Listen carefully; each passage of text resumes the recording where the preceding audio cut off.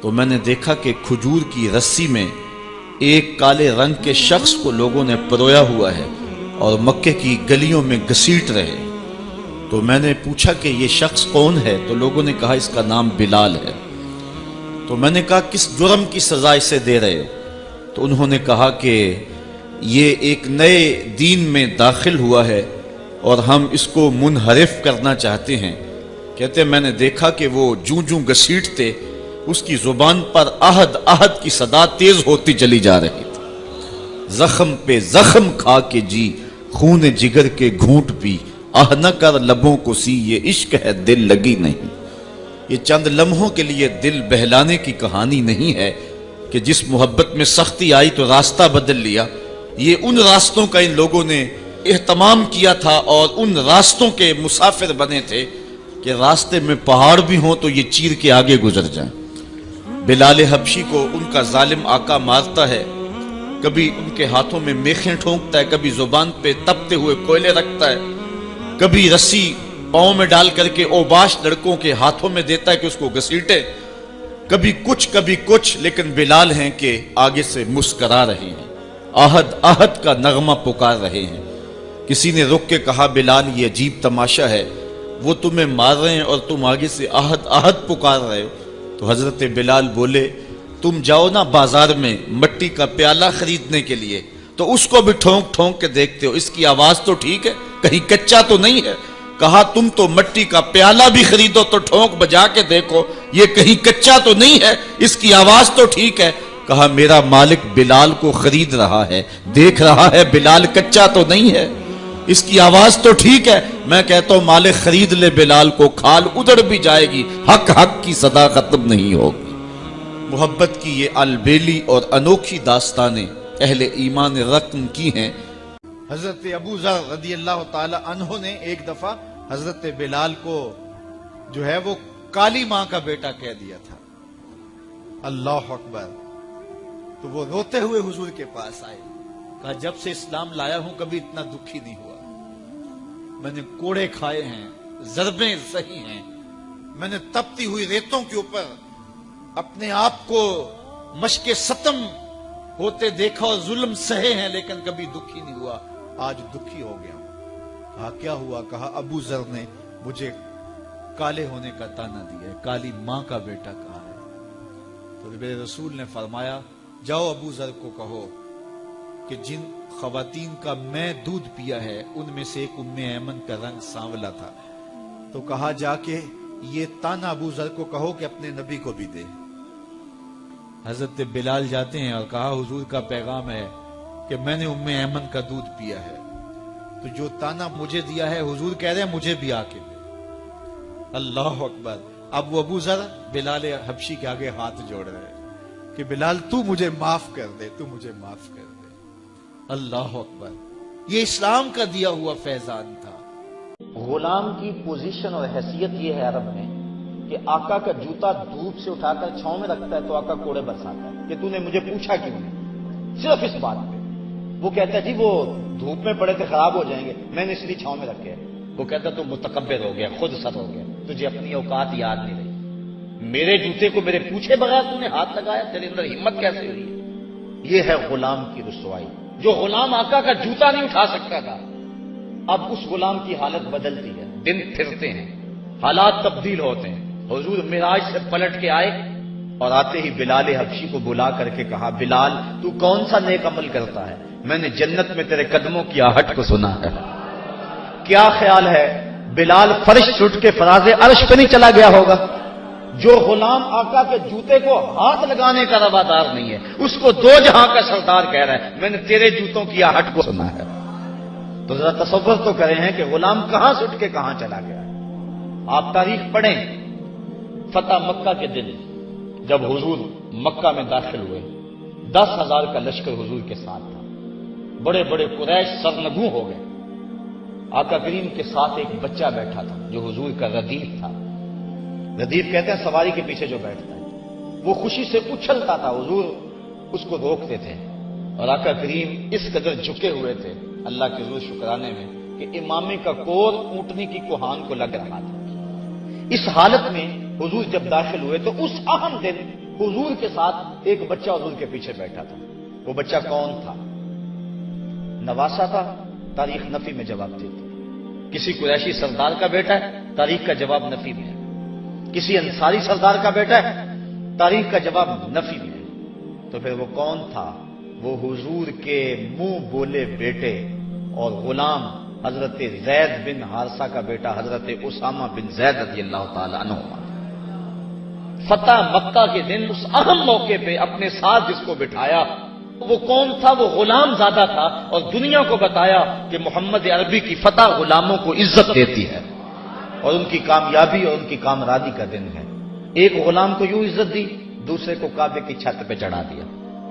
کہا بلال اذان پڑھو. پھر اتنی عزت آقا نے دی تو پھر بلال کے اذان کا انداز بھی تو وکھرا ہی ہوگا نا. حضرت بلال حبشی کعبہ کی چھت پہ ہیں اور حضور علیہ السلام طواف میں ہیں. جب انسان اذان دینے لگتا ہے تو اس کا رخ کدھر ہوتا ہے؟ کعبے کی طرف.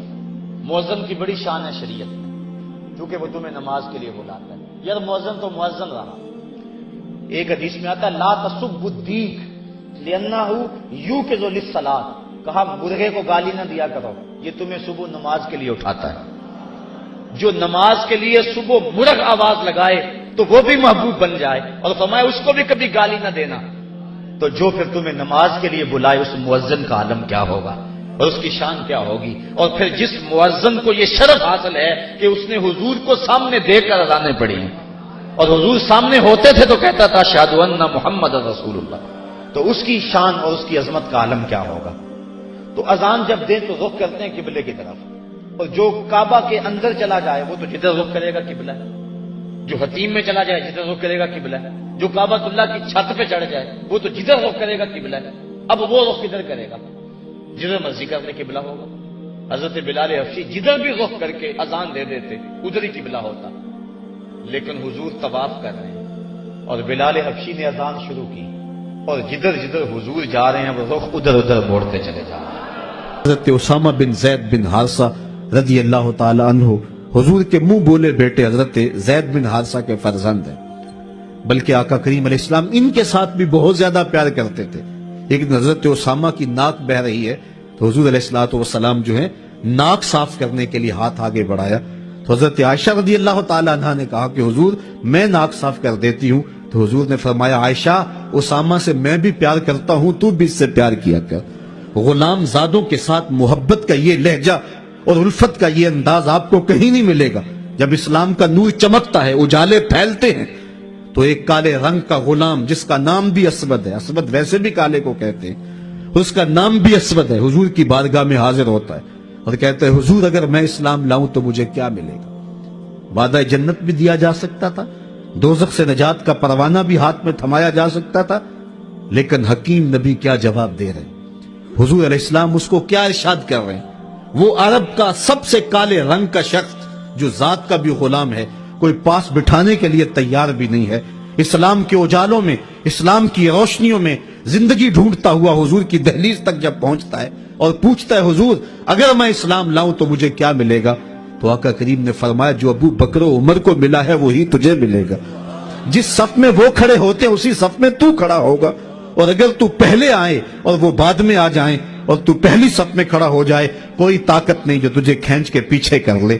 اس نے کہا اسلام مجھے یہ عزت دیتا ہے؟ کہا یہ اسلام کا مزاج ہے. اس نے کہا پھر گواہ ہو جائیے میں آپ کا غلام بنتا ہوں.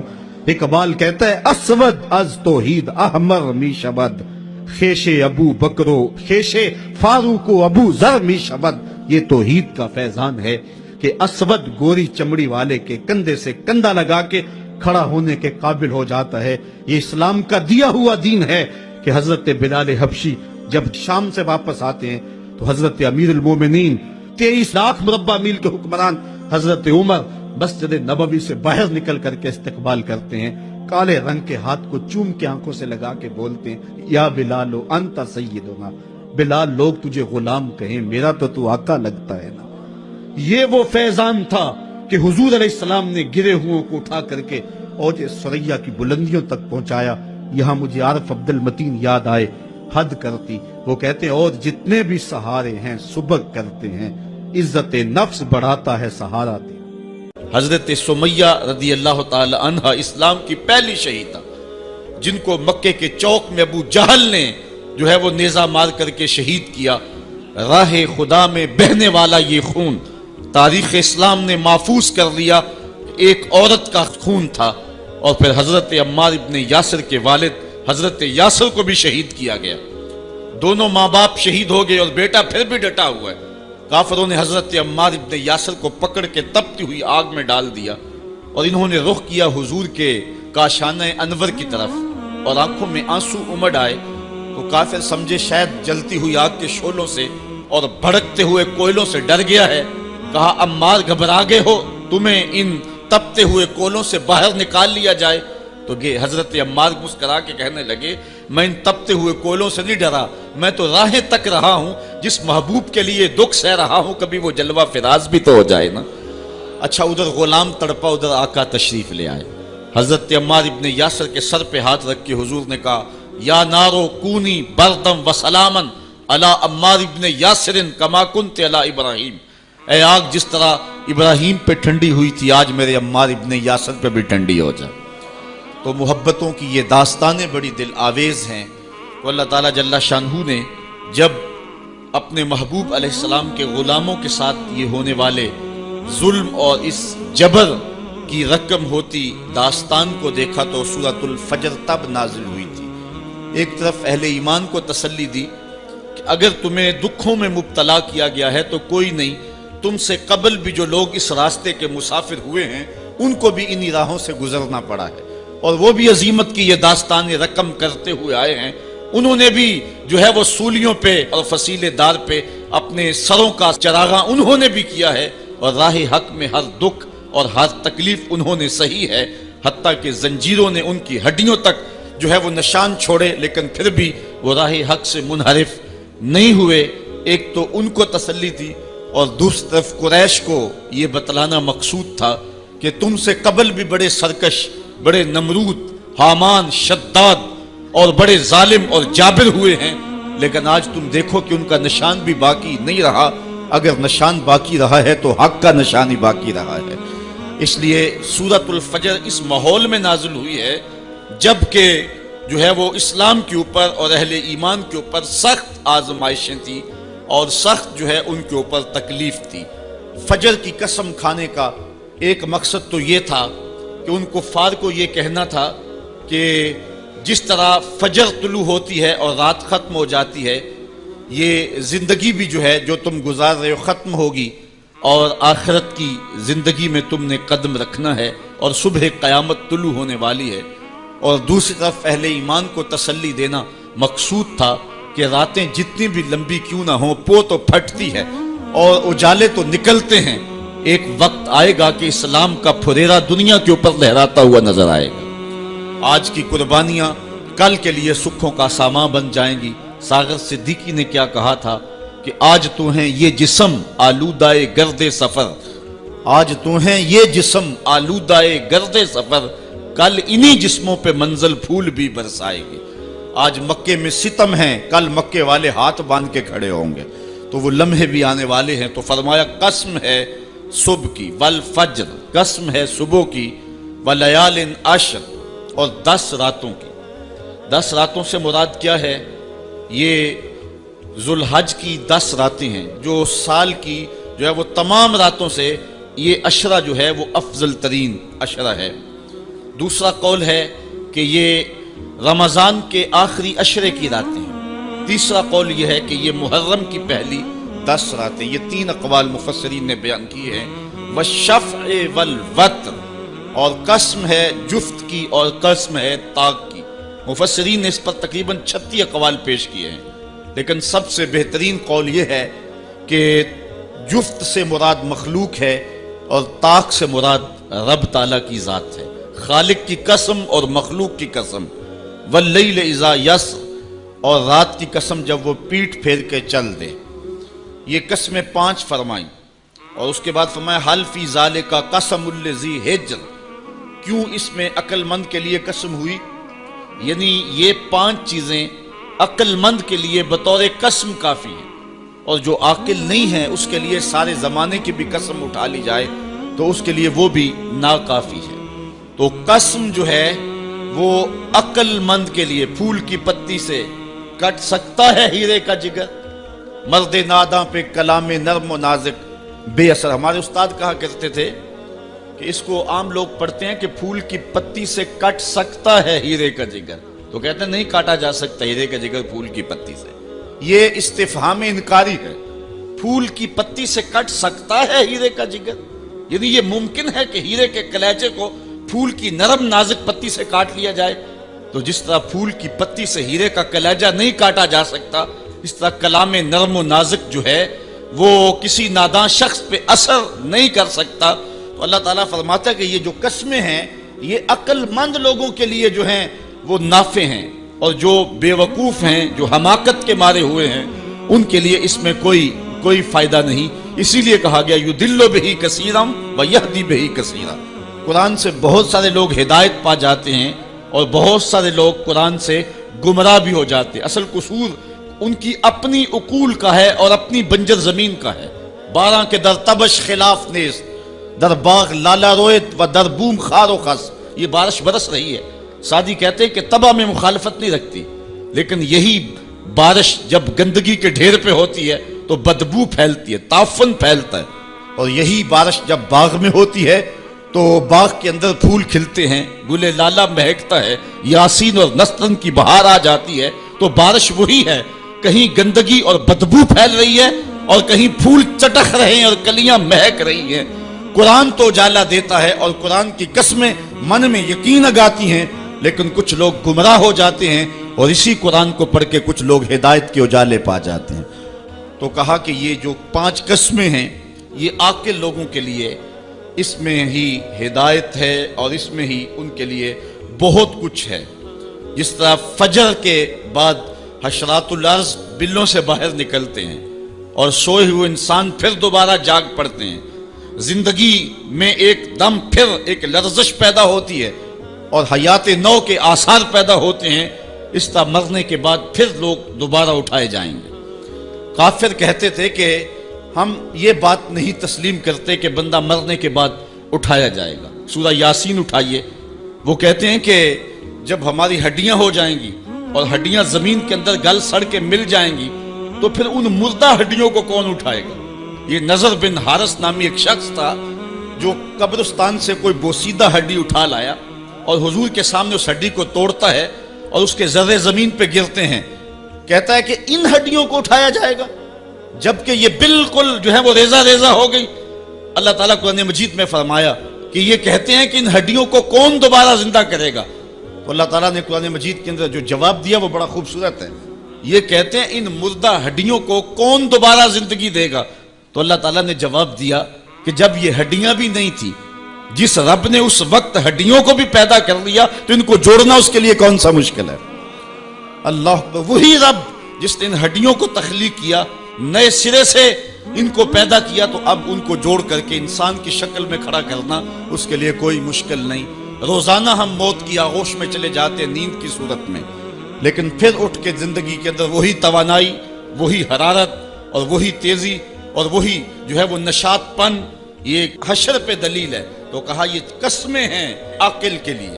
ہم گروہوں میں بٹ گئے، ہم فرقوں میں بٹ گئے، چھوڑ کے آپ کا دامن رحمت آقا ہم سے بھول ہوئی، کھو دی اپنی قدر و قیمت آقا ہم سے بھول ہوئی، دیکھ ہماری آنکھ مچولی اپنے سینے اپنی گولی، بھول گئے ہم درس اخوت آقا ہم سے بھول ہوئی، بن گئے سیموں زر کے بندے تن کے اجلے من کے گندے، لٹ گئی ہم سے فقر کی دولت آقا ہم سے بھول ہوئی، دنیا کے ٹھکرائے ہوئے ہیں تیرے در پہ آئے ہوئے ہیں، کھول دے اپنا باب رحمت آقا ہم سے بھول ہوئی۔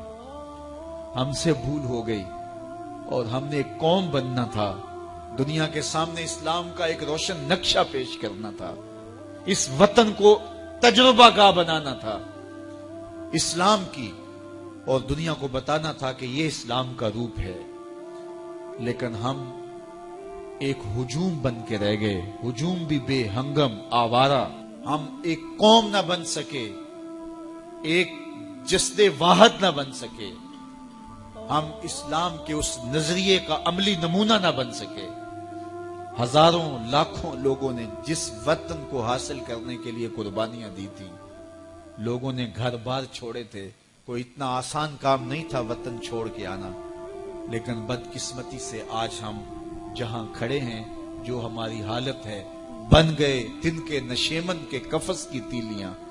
بن گیا کیا، چلے تھے ہم کیا بنانے کے لیے.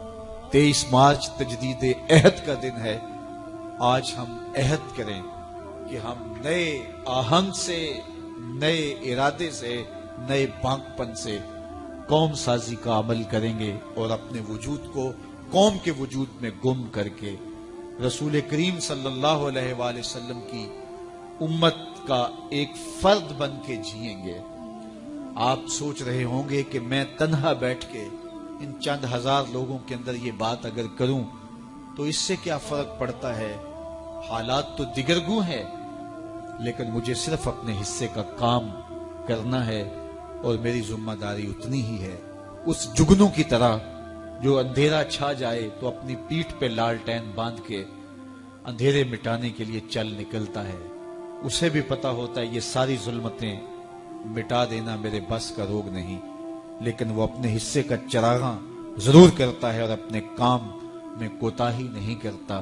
اس لیے مجھے اور آپ کو اپنے حصے کا کام ضرور کرنا ہے، اور اس وطن کو جن مقاصد کے لیے حاصل کیا تھا، ان مقاصد کو حاصل کرنے کے لیے قوم سازی کے عمل کی طرف ہم نے بڑھنا ہے. حضور ایک شخص کو واعظ فرماتے ہوئے ارشاد کیا، 5 چیزوں کو 5 چیزوں سے پہلے غنیمت سمجھ لو. پہلی چیز، شبابہ کا قبل حرمک، اپنی جوانی کو بڑھاپے سے قبل غنیمت سمجھ لو. آج جوانی ہے، اعضاء میں زور ہے. آج عبادت ریاضت کرنا چاہو، کسی دکھی کی مدد کرنا چاہو، کسی کے کام آنا چاہو، روزے رکھنا چاہو، نوافل کی ادائیگی کرو، جو بھی عمل خیر کرنا چاہو، تمہارے قوا تمہارا ساتھ دیں گے. لیکن بڑھاپے میں چاہنے کے باوجود بھی کچھ نہیں ہوگا. گئی جوانی آیا بڑھاپا تے جاگ پئیاں سب پیڑا، ہن کھایاں کچھ کم نہ آون سونف جوین ہریڑا. میاں صاحب فرماتے اب کوئی کام نہیں آتا، اب اعضاء ہی لٹک گئے، مدمحل ہو گئے اعضاء. تو آج موقع ہے، جوانی کے لمحات ہیں، ان جوانی کو راہ خدا پہ ڈال دو. اور جوانی میں توبہ اللہ کو بڑی محبوب ہے. ایک روایت میں آتا ہے جب جوان توبہ کرتا ہے خوشی سے اللہ کا عرش جھوم اٹھتا ہے، عرش الہی جھوم اٹھتا ہے جوان کی توبہ سے. فرمایا میں اللہ کا حبیب ہوں، اور پھر فرمایا جو جوان جوانی میں توبہ کرے وہ بھی اللہ کا حبیب ہے. کتنی بڑی بات ہے. تو جوانی یاد الہی میں گزرے، ذکر الہی میں گزرے. تو فرمایا جوانی کو بڑھاپے سے قبل غنیمت سمجھ لو. پھر فرمایا صحت کا قبل سقمک، اپنی صحت کو بیماری سے قبل غنیمت سمجھ لو. صحت کے لمحات میسر ہیں، بیماری آتے دیر نہیں لگتی. تو صحت کو غنیمت سمجھتے ہوئے بھرپور فائدہ حاصل کرو، اور کوشش کرو، محنت کرو راہ خدا میں آگے بڑھنے کی. وغنا کا قبل فقرک، تیسری بات ارشاد فرمائی، اپنے غنا کے دور کو، مال و دولت کی فراوانی کے زمانے کو غنیمت سمجھو فقر سے قبل. کہتے ہیں غربت آتے ہوئے دیر نہیں لگتی، اوپر جاتے ہوئے وقت لگتا ہے، اوپر سے نیچے آتے ہوئے وقت نہیں لگتا. تو فرمایا کہ دولت تمہیں میسر ہے تو اس دولت کو کام میں لاؤ. دولت کو سنبھال کے نہ رکھو، یہیں رہ جائے گی. ایک کفن ایسا لباس ہے جس کو کوئی جیب نہیں ہے، یہاں سے کچھ کسی نے لے کر نہیں جانا، اور نہ آج تک کوئی لے کے گیا ہے. سکندر ذوالقرنین جس نے پوری دنیا پہ حکومت کی، مرتے ہوئے وصیت کی کہ میرے ہاتھ کفن سے باہر رکھے جائیں تاکہ لوگوں کو پتہ چلے خالی ہاتھ جا رہا ہوں. سکندر گیا جب دنیا سے تو دونوں ہاتھ خالی تھے. تو اصل وہ ہے جو ہم ساتھ لے کے جائیں گے. میرے حضور نے فرمایا، ابن آدم کہتا ہے مالی مالی مالی، میرا مال میرا مال. فرمایا اس کا مال وہ ہے جو اس نے کھایا، یا پہنا اور پرانا کر دیا یا اس نے آگے بھیج دیا۔ فرمایا باقی اس کا نہیں ہے، یہ اس کے وارثوں کا ہے، وہ کفن بھی میلا نہیں ہونے دیں گے کہ بانٹ لیں گے۔ تو فرمایا غنا کے زمانے کو غنیمت سمجھو فقر سے قبل۔ چوتھی بات ارشاد فرمائی فراغت کے لمحوں کو مصروفیت کے وقت سے قبل غنیمت سمجھو۔ آج فراغت ہے، بہت کچھ کر سکتے ہو، گزرتے لمحات کے ساتھ ساتھ کندھوں پر ذمہ داریوں کے بوجھ بڑھتے چلے جائیں گے، پھر کرنا بھی چاہو گے فرصت نہیں ملے گی، تو فرصت کی گھڑیوں کو غنیمت جانو۔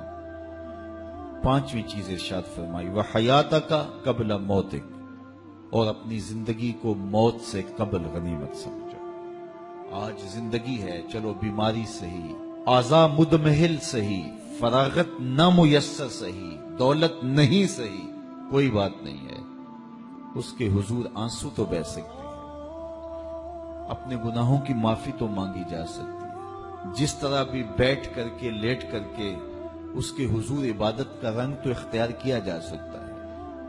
وضو نہیں ہو پاتا، اعضاء ساتھ نہیں دیتے، تیمم تو ہو سکتا ہے، لیکن ایک وقت آئے گا یہ سہولت بھی چھن جائے گی، یہ فرصت بھی باقی نہیں رہے گی۔ بندہ حشر کے دن جب پھنسے گا تو پھر کہے گا مالک ایک مہلت دے دے، دوبارہ دنیا پہ جاؤں، سجدے سے سر نہیں اٹھاؤں گا، تو حکم ہوگا نہیں، وہ وقت بیت گیا، تجھے فرصت ملی، وقت ملا، جوانی ملی، ڈوبتے سورج نے تمہیں روز پیغام دیا، اٹھتے جنازوں نے تمہیں روز پیغام دیا، لیکن تم نے عبرت حاصل نہیں کی۔